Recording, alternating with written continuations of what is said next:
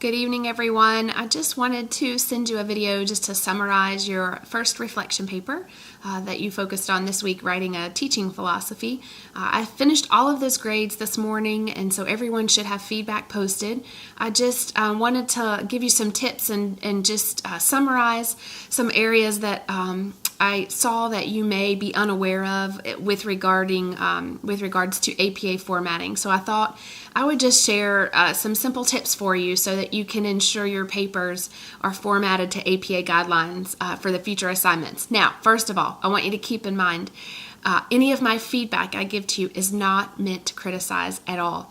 I am here to help you grow as a writer, and one of the outcomes of becoming a graduate prepared nurse is that you would be prepared to publish if you would like to seek publication at some point in time.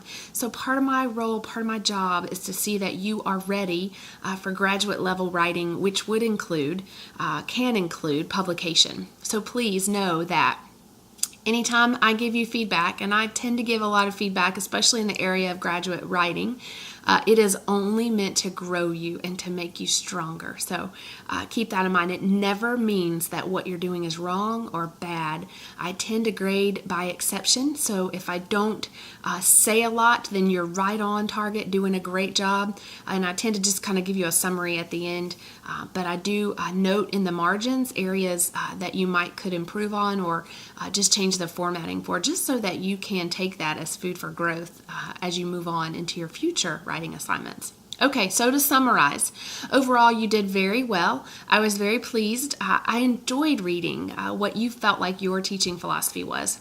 You all used a variety of theoretical frameworks, lots of Watson's curative factors or Watson's theory of caring, saw a little bit of the adult learning theory, just a wide variety, but I did enjoy reading all of your teaching philosophies. Okay, so first of all, paragraph settings. Make sure that your paragraph settings are set correctly. And what that means is within Word, Microsoft Word, I want you to click paragraph. You may have to click format at the top first, and from format you can click paragraph. Within the paragraph, these following settings should be set. You will see a before and an after. Before should be set to 0.0 and after should be set to 0.0. Your spacing should always be set to double, not single, not multiple, but double. And then there's a little box that sometimes is checked by default, depending on what type of Word program you have. If it is checked, then what that will do is insert a blank line in between all of your paragraphs, which is against APA formatting. So you lose points for that. So you need to uncheck the box that says insert a blank line in between paragraphs. That will help you make sure your paragraph settings, or it's really your line spacing, make sure that your line spacing is correct. Okay, number 2. Use of leveled headings. At this level in your graduate program, you should be leveling headings. That means you should have a level 1 heading, a level 2 heading, sometimes a level 3 or 4, but almost always level 1 and level 2. So make sure you format those appropriately. You don't want to just start writing and write your entire paper without giving any headings. That actually causes the reader to have difficulty following where you're going. So level it out. We oftentimes start writing a paper with use of an outline. Leveling your headings is somewhat like that. You use bold, title case, left, center, depending on whether it's a level 1, 2, 3, or 4 heading. So make sure you refer to your APA manual for how you need to level those headings. I will start to really look for that. I want you to use leveled headings throughout your writing. Okay, number 3, your title page should have 5 items and only 5 items. You should have a running head, which is flush left. You should have page number, which is flush right. And in the center of your page, you should have 3 items. The first would be your title. I know a lot of you are wanting to include Module 1, Module 2. If you want to include that, then put a hyphen beside the title and include it there. It doesn't go on a separate line. So the title on line 1, on line 2 is your name, and on line 3 is Liberty University. If you really want to include a course number, if you feel really strongly about that, then it needs to go on the line with the institution. These are APA guidelines, not Dr. Little guidelines.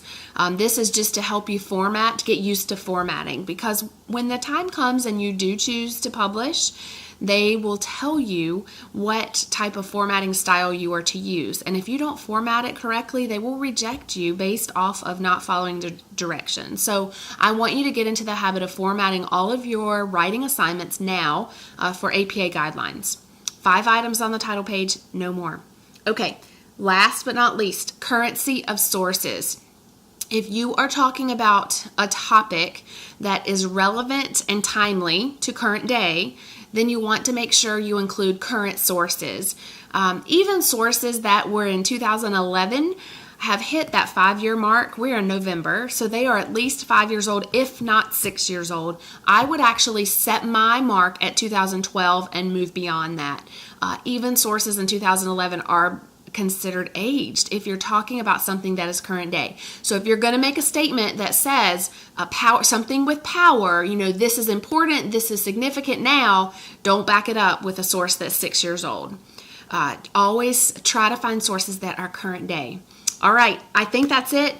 I see you submitting your goals and objectives. Know that I will be grading those this week. I know that you are waiting, hoping to get started just as soon as possible. Know that I recognize that.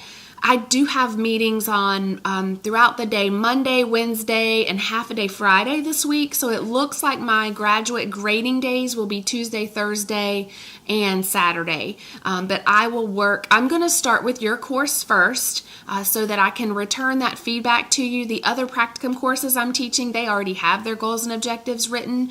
So I'm going to start with yours first, and I will submit them back to you. Now, here's what happens. I grade your goals and objectives. I give you feedback in the margins. And then if you're allowed to start with your preceptor, I will say that you may now begin working with your preceptor. Or I will say you may consider these to be in final form. Please upload them to Typhon under external documents, and please give your preceptor a copy. If you get that message from me, then you are free to start working with your preceptor. However, if you get a message that says, please see the attached document once you revise, resubmit, using the same assignment link, then what that means is you need to revise those and resubmit them to me, and you can't start working with your preceptor yet. That is what happens the majority of the time, just because we want to make sure that these are exactly where they need to be. They're going to carry you through the end of this program. So I really want you to get them where you want them to be. You don't want to have to revise them in each course to come. You want to get them done now.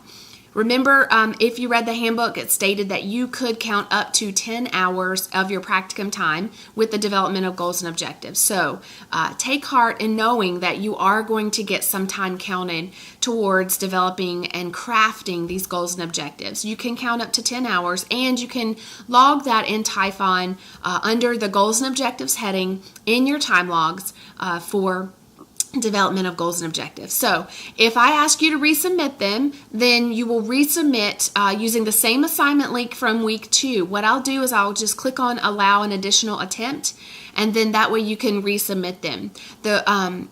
I think that's it. I am looking forward to reading what all you're going to do in practicum. And if there's anything I can do, please let me know. I am here for you, and I'm looking forward to working with you throughout this course. So, all right, it's Sunday night. We got an extra hour of sleep last night, or if you were working, you worked an extra hour. And I'm very sorry if that was you. It used to always be me. I would always try to convince the day shift staff if we could just split the difference, if they would come in 30 minutes early and then I would stay 30 minutes late, but nobody ever took me up on that offer. So it always seemed like I was never working in the spring when we sprung forward, but I always worked in the fall when we fell back. And I was labor and delivery, so that got a little tricky when we would have babies born between that 1 a.m., 2 a.m. hour and 2 a.m. when we would back it up. So that was always tricky. So if you worked last night, thank you for doing that and pulling that extra hour. If you didn't work, you got an extra hour of sleep, and I'm sure you're grateful for that as well. Switching seasons. Remember, it's a gift from the Lord. Take care. Have a great week, and I will see you soon.